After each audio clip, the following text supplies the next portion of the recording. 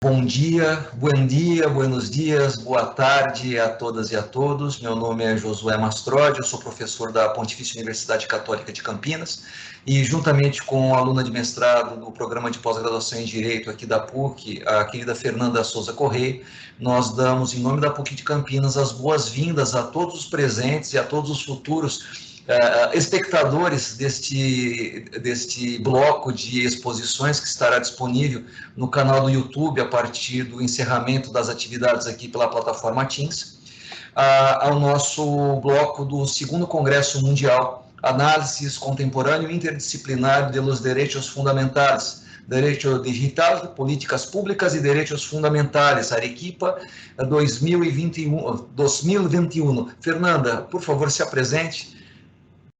Acho que... Hola, buenas tardes. Yo soy Fernanda Souza Correa y yo soy una alumna de la maestría de la PUC Campinas. Buenas tardes a todos y todas. Y es un placer conocerlos y empezar el segundo Congreso Mundial, el análisis contemporáneo e interdisciplinar de los derechos fundamentales, derecho digital, políticas públicas y derechos fundamentales. Muchas gracias. Bueno, la próxima ponencia es de Pedro Donaides. Su ponencia es el paleopositivismo y el nuevo positivismo frente a la moral y las políticas. El profesor Pedro es abogado, egresado del doctorado en Derecho por la Universidad Nacional Mayor de San Marcos de Lima y también es director de la revista jurídica Derecho y Cambio Social. Gracias, profesor, por su presencia. Es un gran honor tenerlos hoy conozco y la palabra es tuya. Muchas gracias a ustedes por esta invitación y muchas gracias a todos los organizadores. Bueno, el tema que hemos investigado es el desarrollo del positivismo a la actualidad respecto de la moral y de las políticas públicas. De las políticas públicas en el sentido de que éstas requieren de unas normas jurídicas que tengan eficacia, que tengan legitimidad en esos términos. Empezamos diciendo que una política pública es un curso de acción o de inacción gubernamental en respuesta a problemas públicos. Las políticas públicas reflejan no solo los valores más importantes de una sociedad, sino que también el conflicto entre valores. Las políticas dejan de manifiesto a cuál de los muchos diferentes valores se les asigna la más alta prioridad en una determinada decisión. Política pública es un proceso integrador de decisiones, acciones, inacciones, acuerdos o instrumentos, adelantado por autoridades públicas con la participación eventual de los particulares y encaminado a solucionar o prevenir una situación definida como problemática. La política pública hace parte de un ambiente determinado, del cual se nutre y al cual pretende modificar o mantener. En expresiones muy sencillas, política pública es todo lo que los gobiernos deciden hacer o no hacer. Como es lógico, las políticas públicas persiguen resultados. En este sentido, la política pública será exitosa cuando logre producir los resultados previstos por las autoridades, contribuyendo a la reducción del problema o a su prevención. Asimismo, las políticas públicas se valen de unos instrumentos, ¿no?, para lograr estos objetivos. Estos instrumentos son organizativos, programáticos, normativos o de ordenación, financieros, de mejora del conocimiento, de comunicación. En esta oportunidad a nosotros nos interesa el tema de los presupuestos normativos o las herramientas normativas o de ordenación, ¿no?, como instrumentos, valga la redundancia, para que las políticas públicas puedan alcanzar sus objetivos. Entonces, una pregunta, punto de partida sería, ¿qué tipo de normas jurídicas coadyuvan al éxito de las políticas públicas? De manera general diremos que aquellas normas jurídicas que tienen validez y eficacia. ¿Pero será suficiente esto? ¿No solamente estaremos hablando de la legalidad? Entonces, posiblemente vamos a tener que hablar también sobre la legitimidad. Entonces, la respuesta dependerá del concepto que se tiene sobre la norma jurídica o sistema jurídico. ¿Qué es norma jurídica? Al respecto, el paleopositivismo jurídico o el positivismo clásico ha dado esta respuesta, en este caso con Austin, en su obra El objeto de la jurisprudencia. Él dice que una norma jurídica es un mandato, ¿no?, que se distingue de otras manifestaciones de deseo no por la forma en la cual se manifiesta el deseo, sino por el poder y la intención de quien emite el mandato de infligir un mal o un daño en el caso de que el deseo no sea satisfecho. Entonces, en esta concepción positivista, los elementos son, en primer lugar, la existencia de un poder, el poder legislativo, el poder administrativo, el poder jurisdiccional. Y de parte de ese poder, la expresión de un deseo. Y luego, a continuación, se espera que este deseo sea satisfecho de parte de los destinatarios de la norma, de la población.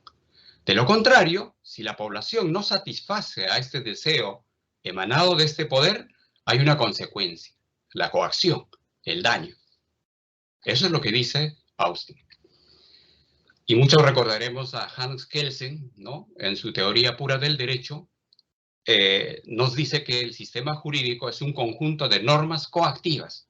Entonces, con él se resalta la coactividad como una cualidad indispensable de la norma jurídica para alcanzar validez y eficacia. Sin embargo, esta postura clásica del positivismo ha sido objeto de muchos cuestionamientos.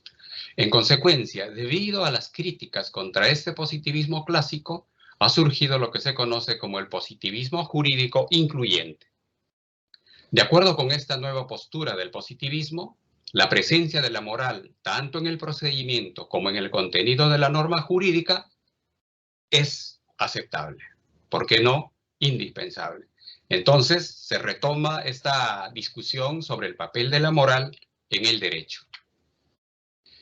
Este positivismo incluyente tiene algunas variantes que podemos agrupar en varios grupos. Un primer grupo considera que es conceptualmente viable que existan sistemas jurídicos cuyos criterios de validez incluyan normas morales sustantivas. Tesis que a su vez tiene estas subvariantes. Por un lado, que toda norma, para ser jurídicamente válida, no debe contradecir el estándar moral vigente. Por otro lado, la norma debe reproducir el contenido del principio moral incorporado. Y por otro lado, la tesis de que los principios morales como condición necesaria subsidiaria solo para casos difíciles. Bueno, esa es una postura también. En un segundo grupo tenemos a aquellos que sostienen, ¿no?, las tesis de la separación conceptual entre el derecho y la moral o de la separabilidad y la de la interpretación débil de la tesis de las fuentes sociales, que a su vez tiene dos variantes. Por un lado, la tesis de la separación conceptual o la tesis de la separabilidad. Esta tesis afirma que el derecho y la moral son conceptualmente distinguibles, es verdad, aunque no necesariamente inconexos. Es decir, hay se deja abierta la posibilidad de la conexidad. La tesis social débil, en cambio, sostiene que el derecho depende de los hechos sociales. Estos hechos pueden incorporar criterios morales de los que dependerá la validez jurídica de las reglas primarias. En un tercer grupo encontramos esta postura del positivismo incluyente, ¿no?, que no se limita a la mera defensa. Por un lado, los que sostienen la tesis de la convencionalidad del derecho. El derecho obedece a una convención que establece que el valor moral de una norma sea condición de su validez. Es decir, en esa convencionalidad se puede establecer que el valor moral de una norma sea condición de su validez jurídica. Por otro lado, esta otra tesis positiva afirma que el positivismo jurídico incluyente es preferible al positivismo jurídico excluyente, al clásico, por su capacidad para explicar o describir mejor el funcionamiento de los modernos sistemas constitucionales que poseen cartas de derechos fundamentales. Muy bien, a estas alturas debemos hacer esta otra pregunta. ¿Qué tipo de normas jurídicas coadyuvan al éxito de las políticas públicas? Seguramente diremos que son aquellas normas que gozan de legitimidad. Entonces estamos hablando de una diferencia entre legalidad y legitimidad. Legitimidad se extiende tanto a la política como al derecho. Indudablemente, para la política, ¿qué es legitimidad? ¿No? Se relaciona con la capacidad de un poder para obtener obediencia de la sociedad sin recurrir a la coacción, como amenaza de la fuerza. El gobierno de un Estado es legítimo si los miembros de la comunidad aceptan la autoridad vigente. En términos jurídicos, cuando una norma jurídica es obedecida sin que medie el recurso al monopolio de la ley y apela al ideal de ética o justicia, la moral que debe incorporar toda norma. Asimismo, también sabemos que esta legitimidad puede ser formal y puede ser material.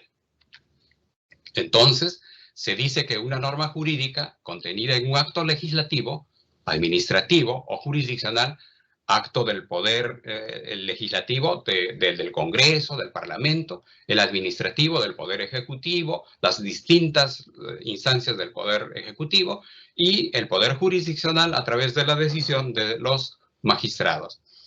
Es eficaz o legítima cuando hay correspondencia entre la norma jurídica emitida por estas y los hechos a los que se aplica dentro del marco de un sentido ético-moral.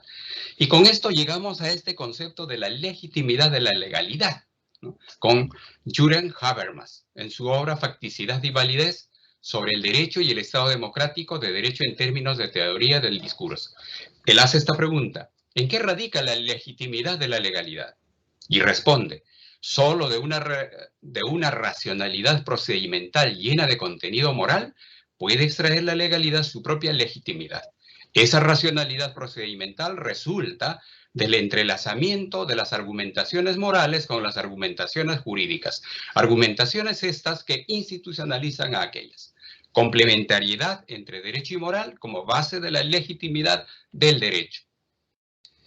Asimismo, la legitimidad de la legalidad radica en su contenido moral, pues el derecho exteriorizado en términos formales o convencionales y una moral interiorizada, con base en los principios de libertad e igualdad ante la ley, se complementan mutuamente, permitiendo una racionalidad que es aceptada por los destinatarios de la norma jurídica sin necesidad de coerción.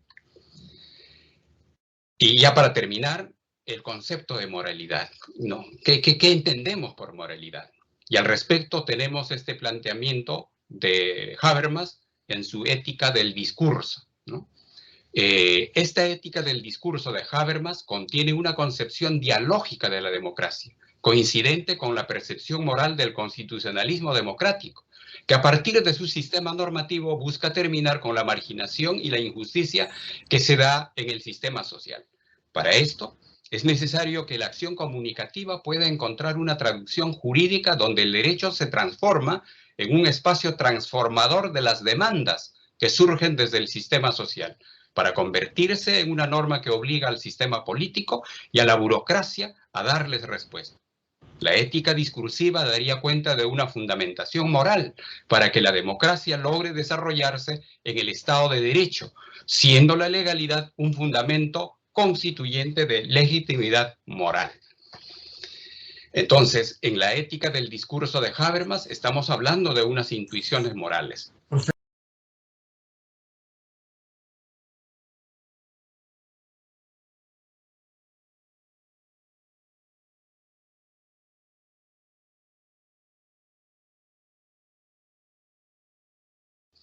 Y finalmente, las intuiciones morales han de cumplir dos tareas en la interacción social de los individuos: hacer valer la intangibilidad de los individuos, exigiendo igual respeto por la dignidad de cada uno, al mismo tiempo que protegen también las relaciones intersubjetivas de reconocimiento recíproco.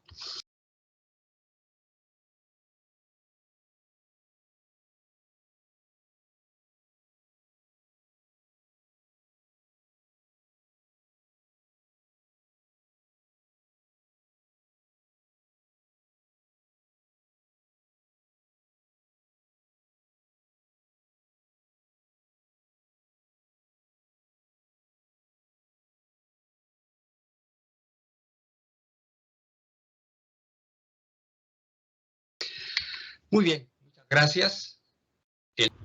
Muchas gracias, profesor.